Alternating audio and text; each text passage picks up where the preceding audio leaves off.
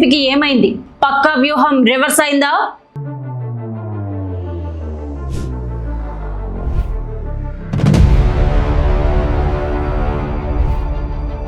Nandamuri Taraka Ramarao AP రాజకీయాల్లో ఈ పేరు ఒక ప్రభంజనం. ఆయన పేరు వాడుకొని పొలిటికల్ మైలేజ్ సాధించాలని చూసిన వైసీపీకి ఇప్పుడు అదే ఎన్టీఆర్ జిల్లాలో ఊహించని ఎదురుగాలి వీస్తోందా? ఒకప్పుడు ఉద్దండులైన నాయకులు ఉన్న ఆ జిల్లాలో ఇప్పుడు వైసీపీకి దిక్కెవరు? గత ప్రభుత్వ హయాంలో కృష్ణా జిల్లాను విడదీసి దానికి ఎన్టీఆర్ జిల్లాగా నామకరణం చేసింది వైసీపీ ప్రభుత్వం.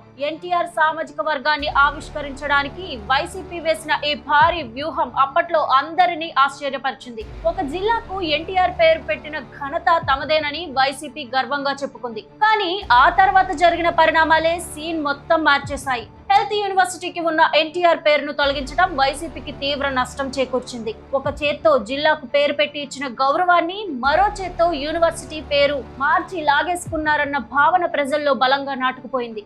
దీంతో వైసీపీకి వచ్చిన ఇమేజ్ అంతా కాస్త డ్యామేజ్ అయిపోయింది. ఇక ప్రస్తుత పరిస్థితులకు వస్తే ఎన్టీఆర్ జిల్లాలో వైసీపీ పరిస్థితి ఒక అడుగు ముందుకు 10 అడుగులు వెనక్కి అన్నట్టుగా తయారైంది. పక్కనే ఉన్న కృష్ణా జిల్లాలో కొడాలి నాని, పేర్ని నాని లాంటి ఫైర్ బ్రాండ్ నాయకులు ఉండగా ఎన్టీఆర్ జిల్లాలో మాత్రం వైసీపీకి బలమైన నాయకత్వం కరువైంది. పార్టీ వాయిస్ గట్టిగా వినిపించే నాయకుడిగా జోగి రమేష్ ఎదగాలని చూసినా ఆయన కేసుల్లో చిక్కుకుని బయటకు రాలేని పరిస్థితి ఏర్పడింది. మరో కీలక నేత సామినేని ఉదయ్ భాను పార్టీ మారి జనసేన గూటికి చేరారు.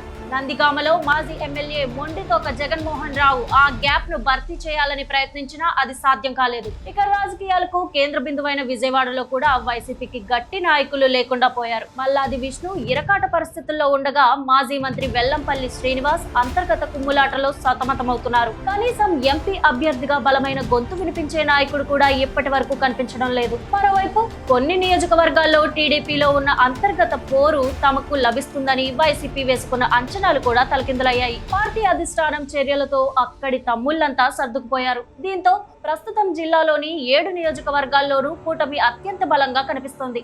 ఎన్టీఆర్ పేరు పెట్టుకున్న జిల్లాలోని వైసీపీ పెద్దగా పుంజుకోలేకపోవడానికి కారణం నాయకత్వ లోపమా లేక తీసుకున్న నిర్ణయాలా? దీనిపై మీ అభిప్రాయాన్ని కామెంట్ చేయండి.